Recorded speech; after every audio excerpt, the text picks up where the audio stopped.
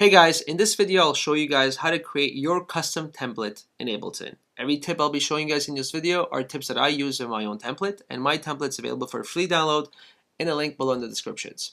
So don't forget to like my video and subscribe to my channel.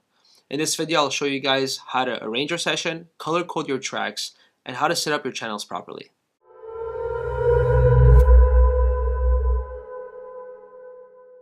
Having a template keeps you organized. Color coding allows you to get used to how your project looks like every time you're writing music. It keeps your projects consistent, especially if you're working on an album. And when you're working on an album, you want to be able to switch from one track to another and make sure that you understand the landscape and what color represents which instrument. Most importantly, when an idea strikes and you're inspired, it's cool to have everything set up and ready to go. Now, this is a template I currently use. We'll start off with showing the BPM that I use. 120 BPM is the BPM I usually go for. I mean, sometimes I have tracks in 118, 122, 123, but this is a good range to start off with, and then I'll adjust according to the track. 4/4, because I'm mainly writing dance music, is a simpler time signature. First off, we'll start off with this gray channel. I've called it Ghost, and it's gray because it's not an active channel, it's a ghost channel. It's what everything's sidechained to.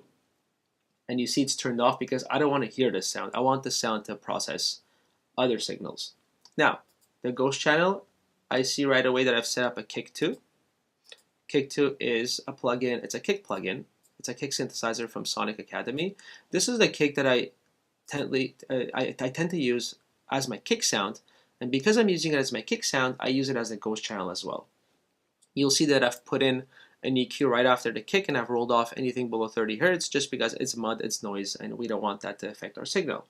Moving on to the kick channel, I've left my kick orange since the beginning because I'm comfortable with kick being orange. Every time I look at my sessions, I know when I see orange, it's a kick sound.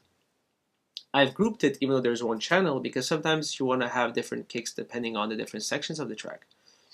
I usually stick to one kick usually. So looking at the kick, it's coded orange, and again I'm using kick 2. Now this is the kick sound, the kick VST that I'll be using for my actual kick sound. Just quickly arm it so you can hear what it sounds like.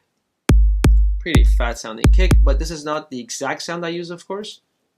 I tend to find a preset that I like, and I'll modify the preset according to whatever type of music I'm writing or whatever soundscape I'm building or I'm thinking of building across the track.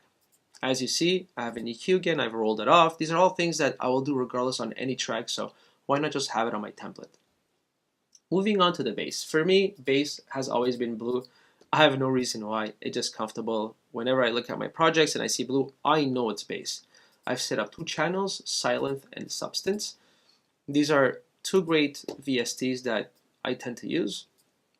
We have Silent here, let's quickly audition it.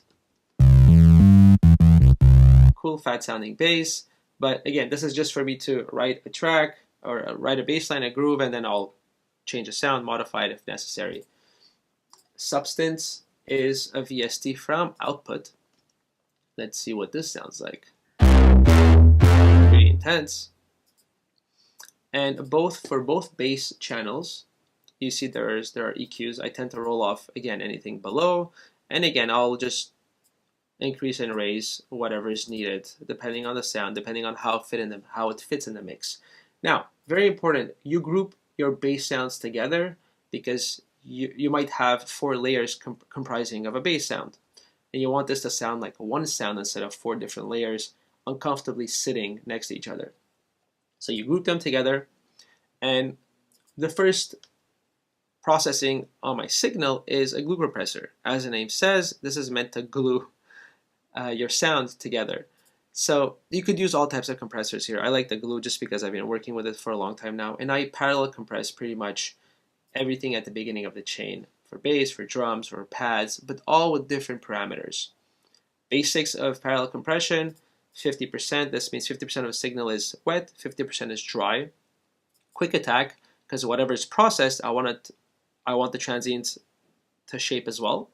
I'll just reduce the threshold so the dial bounces between 0 to 5. I'll give a bit of makeup so it kind of compensates, and I just kind of enable it and disable it to see which option sounds better, and adjust accordingly. Make sure changes have to be subtle here. It's very important.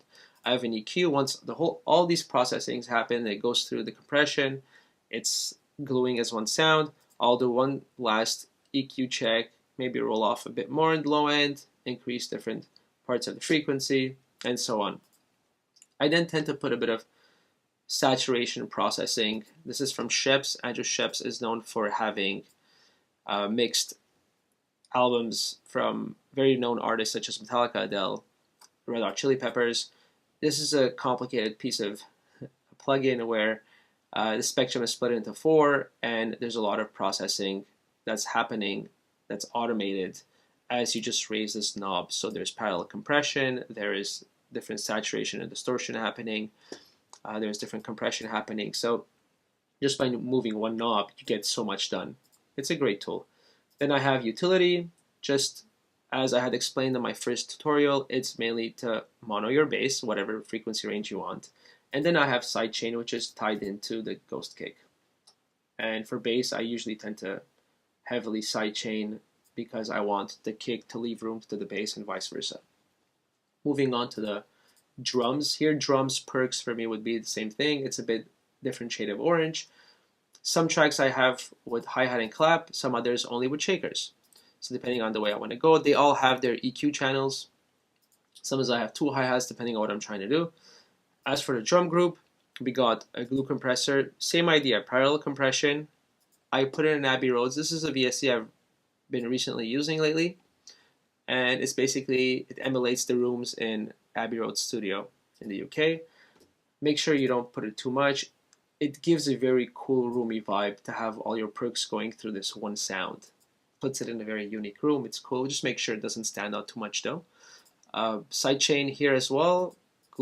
It's connected to the Ghost, which is this channel.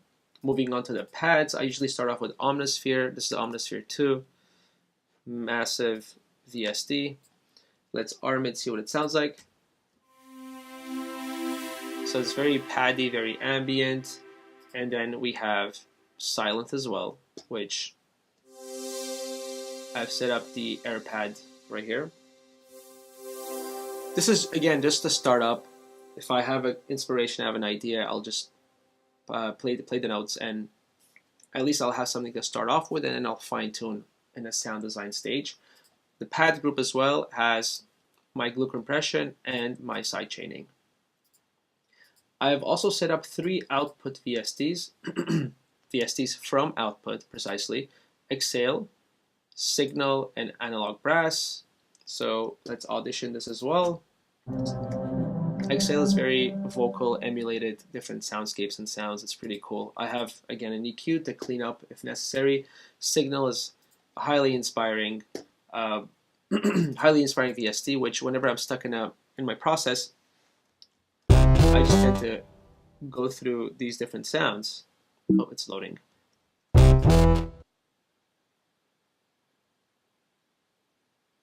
Sorry, I've been changing the VST instead of the presets. So here we go. Very different types of sounds, which are quite inspiring because you might be stuck in a track somewhere where you don't know what to do. You go through some signal sounds and you get one specific sound you land on, and you're like, wow, this shit's good. So that takes your song to a complete new direction sometimes. We got Analog Brass, again from output, which is a very brassy sound. Textural though, right? It's very changed. It doesn't sound like your typical orchestral brass sound. Piano, I use Arturias V2. And again, this is only to start up, right? It's a basic piano sound. And I have set up a Valhalla just because I want my piano to have some texture, some vibe when I'm composing, right? If I remove the Valhalla, it's very dry, it's uninspiring. I have an EQ as well because I don't want the super low end when it comes to the piano sound. And my last piece on my chain is, my last track is Korg Monologue. This is a hardware synth. It's an analog outboard gear. It's a synthesizer I have on my desk right here. And it's pretty cool because the whole engine is in it. It's not a virtual instrument. So I've set it up on my third input. because input 1 is vocals, input 2 is usually guitars. Sometimes I have guitars set up too, but it doesn't go in every track, so I'll just leave 3 for my synth. Eventually I want to set up a 4 for a poly synth, an analog synth hopefully. And you basically arm it, design the sound through the synth, and just go at it. It's pretty fun that way to have analog sounds in your productions. There's return channels here for reverb and delay. I have a whole tutorial about these 2 channels, and I'll talk to you guys more in detail about it. I don't want to go over it right now because it gets quite technical when it comes in terms of mixing. And as you see in my template, I've set up both my return channels the way I want to, which is the sound at source that I'm choosing for the reverb or the delay. I have an EQ because I don't want to roll off the lower frequencies of the effect, and I have my sidechain as well because I want the reverb at least to bounce and to kind of go with the flow of the kick and the vibe of the track. On the master channel, we have an EQ. I roll off the 30, whatever's below 30 because I might not need it, and I've set up a limiter where it's capped, it has a ceiling, it's a ceiling compression, which kind of emulates a bit of what mastering would sound like.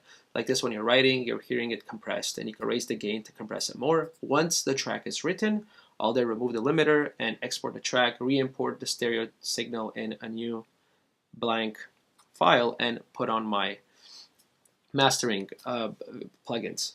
So that's pretty much it. And as I said below, you can download this for free in the descriptions below. And one more thing to mention that's really important. Once you have your template set up, whether it's your template or my template, whatever template you want to use, every time you open Ableton, you want this template to appear right away, because when you're inspired, you want to write composing right away, and everything's pretty much set up. You're not wasting 5 minutes setting everything up, and it's kind of annoying. How you set this up as your initial template is you go into Live, Preferences. In Preferences, you go in File folder and Save Current Set as default. Just click on the Save button. Next time you open Ableton, this is going to appear. If you want to go back to Ableton's initial template, for whatever reason, when you go in File, you press New Live Set, but before just pressing New Live Set, press Shift and click New Live Set, and you'll get the initial Ableton's template. So that's about it, guys. If you have any questions, please, as usual, leave them in the comments below. And if there's any topics you want me to talk about, don't be shy, just mention it. And as I mentioned below, you can get this template for free. There's a link in the description below. Just click on it and it'll take you there. Don't forget to like this video. If you liked it, of course, share it with your friends and subscribe to my channel. See you guys next time.